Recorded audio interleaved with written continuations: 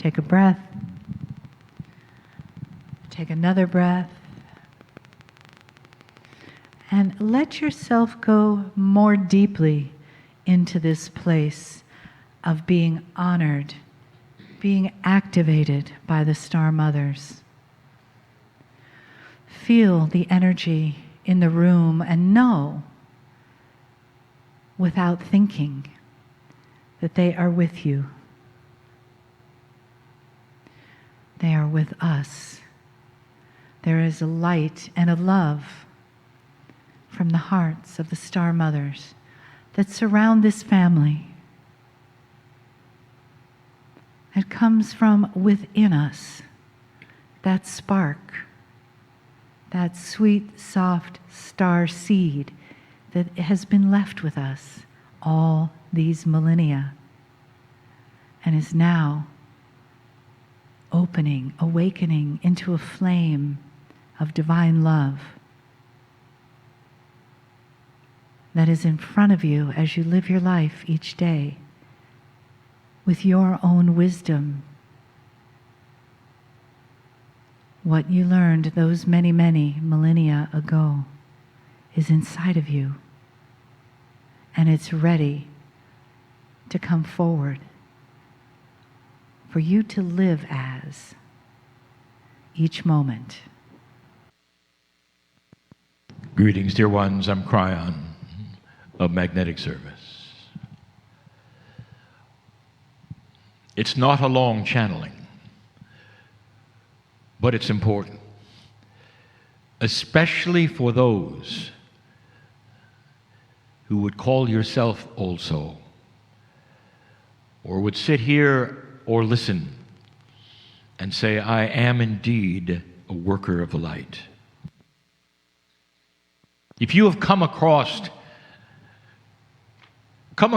this particular message, dear ones, and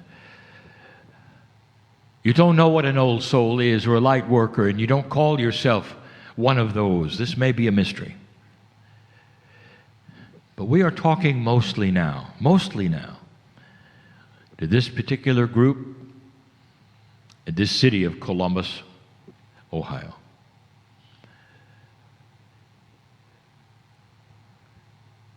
The area is specific. All areas contain attributes that are different, dear ones, because you're in a different part of the continent or your family or your group or even of the planet. Sometimes a city will have collected together as a population and you wouldn't know it, but it's connected to another city through a strand that goes through the earth in a way that I cannot explain to you, and will come out the other side, not necessarily in a straight line. And there will be a confluence of consciousness where you will affect another city for what you do here. Sometimes you pull together areas around you. You are the hub, many times, of energies completely around you, depending upon where you are on the planet, depending upon the consciousness that is here. And we have said this wherever we have gone. My partner has put me into some places that were so profound, especially those places in Europe which have a history that is grand and great. It is 5 and 6 times as long as yours here. And you can imagine the things that have happened there and the culmination of energies that pile up there and the work that has to be done there. You can imagine the number of portals, if you want to call them that. They're focused energy points that might move around there, that light workers like you are put there for, so they can work with them. Again, I tell you, if you've just come across this message That's going to sound odd and strange. How do you work with a portal? And the answer is carefully. But with energy you understand, O old soul worker of the light, you know what to do. You become an anchor. You can imagine your hands stretched out, and in each hand you're holding things together. And that might sound odd or strange, but you know it's true. And that's what you do. Some of you know that you're put in a place to anchor, to hold together. And you are. And you stay put because of these things. Others of you feel that you are here to create an energy or hold an energy that perhaps would change if you weren't here. Now that's the simplest form of this I can give you. It's complex. Some of you are the New Age gypsies, and you understand you must move around. And the moving around is because you have something to offer wherever you go. And you might come to one place and you know you're finished and you go to another. This is a great consternation, perhaps, to your partners. We're happy wherever they are, just in time for you to say, we're leaving. But this is an old soul's intuitive attribute. It borders on mastery, that of knowing what you're doing, why you're here. In the audience, there are channelers, there are healers, there are readers. But you all are what I'll call creative energy. You're all creative, all of you. Creatives are a special breed. Old souls, not all of you, understand this.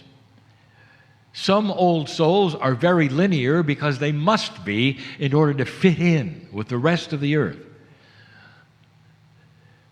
And your part in all of this is to carry that which is beautiful and practical and lovely to your workplace, to your children.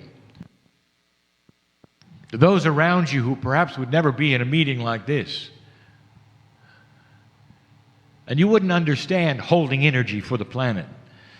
You'd understand creating a loving energy in your workplace.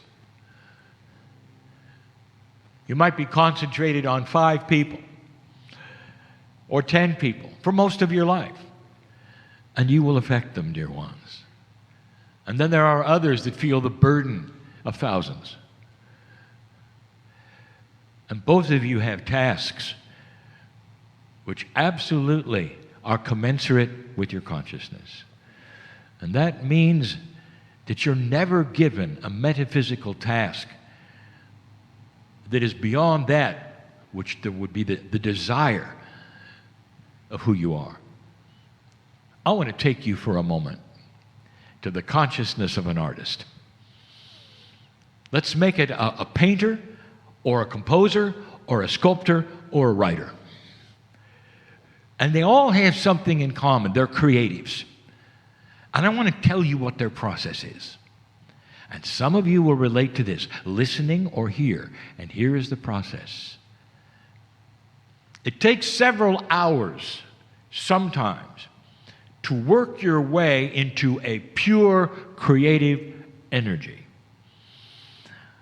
Let's say you're a composer or a writer. This is very common because there are more of you than sculptors and painters. And you get to that place and in comes the flow. And boy, can you feel it. Now, at that moment, at that second, you know what's happening. And you're flowing with it. I'll tell you something that I know that no one would know unless they were standing there, observing there. Sometimes you're laughing because it feels so good. There's joy in the flow, and you're writing and you're composing, and you know it. And in comes the magic of the intuition.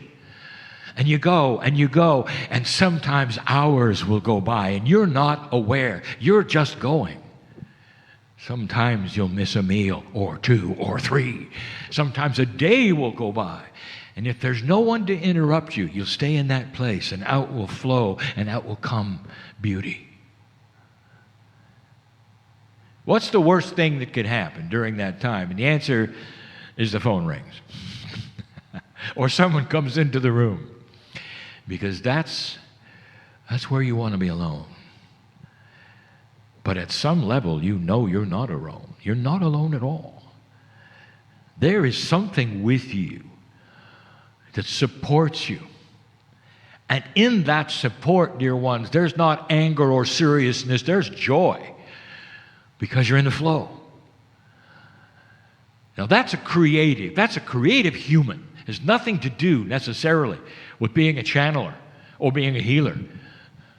And yet it does, because they are channeling their work. A writer, a painter, a sculptor, a poet, they're all channeling their work. And if you stop and you analyze and ask any of them intellectually what truly is happening when you're in that state, every single one of them will tell you it's a state where I receive things that are not my own. They come from somewhere else. Some of the most beautiful melodies that will stick with you for life have come from that place.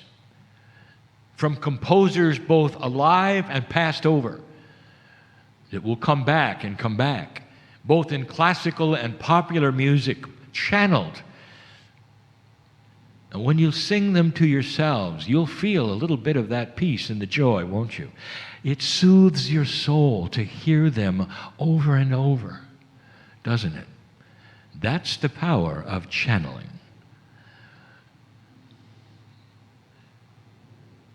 So now you're a metaphysical worker, and this audience or listening, I want you to apply the same attributes because they're there. You get to a certain place in that creativeness that is your own. And suddenly you know you have help, and suddenly you don't want to be disturbed. You don't want the phone to ring. You don't want anybody to say anything because it rips you out of that space. How do you know, channeler, healer, reader, writer of spirituality, how do you know when you're in that place? I will tell you, the first thing you will feel is joy. If you don't feel joy, you're not quite there. Or you're taking it too seriously. Because the true attribute of the purity of the creative source is release. And you release all of the burdens that you have in order to do the work. And here's what I want to tell you, because there are some of you that carry the burdens right into it. Let's say that you are a holder of the energy of this planet, of this area.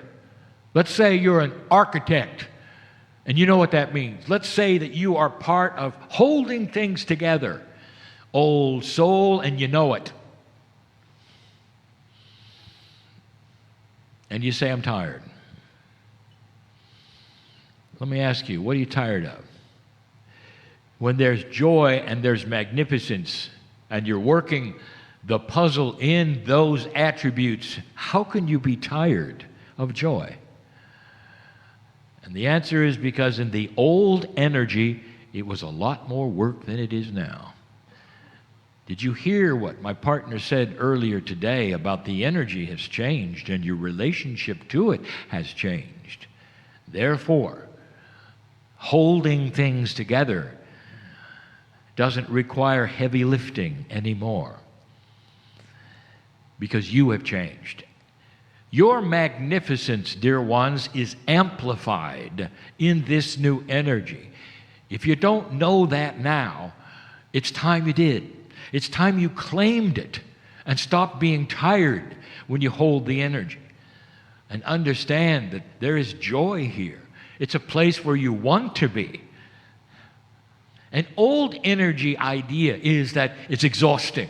There used to be an idea that if you saw a channeler, the channeler would sit in the chair, and by the time they were done, they were exhausted. Ask my partner. He gets out of the chair, figuratively, he wants to go to the disco. It's invigorating. Later in the day, he'll crash. But right afterwards, it's invigorating. I have told him this. I said, when you sit in that space, you don't age. Stay there. You sit in that space where he is right now. There's a bubble around him. Then he's not going to age. Not when he's sitting in the chair. Not when he's doing this. Because there is a bubble around him. A creative bubble that says, things are different. There's a sacred creative energy that sits upon you. And there's joy that comes in. And you can't help but tell all those around you that it's there. Healer, listen, it's the same. When you walk into the room, reader, it's the same. The one sitting in front of you, perhaps you've never seen them before, they walk in the door. I want you to suspend all of those thoughts that say, well, here's what's going on with them. Well, I'm looking at their face. Well, I feel this energy. Instead, I want you to suspend it and go to that place of joy and read them. And their mouth will hang open when you tell them their life. Because that is the power you have in this new energy that you didn't even think you had. Healer, I want you to think of what you normally do, and I want you to multiply it 2, 3, 4 times and expect that. And don't be shocked when it happens. All of you, no matter what you're doing, old soul, light worker, no matter what you're facilitating, astrologer, tarot reader, whatever you're facilitating, whoever it is, the human being in front of you, I want you to expect something far grander and greater than you have ever seen before. This is an energy since 2012. It's only 7 years old, and already you feel the amplification. The amplification is you. Because the darkness of this planet is starting to subside. And there are those of you who say, wait a minute, I don't believe it, I watch the news. And we'll say it again. Did you really expect an angel to come down and touch the planet and everything would be just wonderful? In a practical way, you're experiencing a 12-year reboot.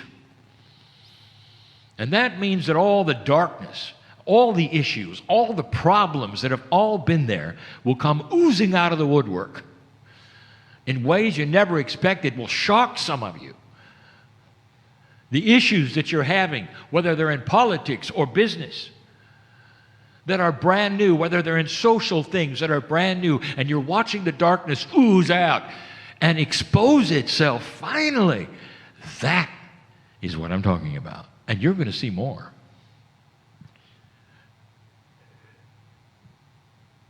Certain systems are broken. And you're realizing that. They're not working like the design was in another energy. They're not. You got to redesign them. Some of them have to almost completely break before you can fix them, and some of them, you'll catch them in time. But that's what this reboot is about. Meanwhile, if you're a light worker, if you're a healer, if you're a channeler, all that you are will start to enhance, and some of you will start to ask questions. What's happening? I've told you this before. Isn't it odd that when things change, especially spiritually, the first thing a human does is say, what did I do wrong? You realize, don't you, that's built in. Change, especially spiritual change, often comes with an attribute that will poke the self-worth of an individual into a place where they'll say, I'm not really certain I'm doing it right anymore because it's changed. We told you before that it's like the radio station you were tuned into. The spiritual station has gone to a higher frequency, but your receiver hasn't. And the idea is find the new station. And there'll be many of you who say, well, how do I do that? And it's so simple. Ask where it went. And say, dear Spirit, I want the new station. I'm standing ready with all the talents of an old soul. Show it to me. And it won't be long before it tunes itself in. But you got to be ready for change. You can't say, well, tune me to the new station and keep everything the same. But you do, don't you? Human nature does not accept or want or like or realize change. Not really. And so this is the plea to those in the audience, to the old soul, to anyone listening to this who is a worker. Open yourself up to things you don't expect, and don't cling to what always worked. Expect more. There's two people sitting in front of me right now that have a project that you're thinking about doing. And there's worry. Will it work? Will it not work? One of you tried it before and it failed. My message to you two, go for it. And you will find an energy open up that you didn't expect, because it's time, dear ones. The path has been greased with the 2012 energy, with the darkness starting to diminish. The light is coming on. Projects now will succeed where they didn't before, on an individual basis. Things are different. Things are different. This message I've given before, and I'll give it again. I'll give it again and again, because so many have to hear it who have come into this planet or are now realizing why they're here and what's happening to them. Blessed is that human being who wakes up to the magnificence of who they are and what's possible in the joy and the love of God at this time on the planet. And so it is.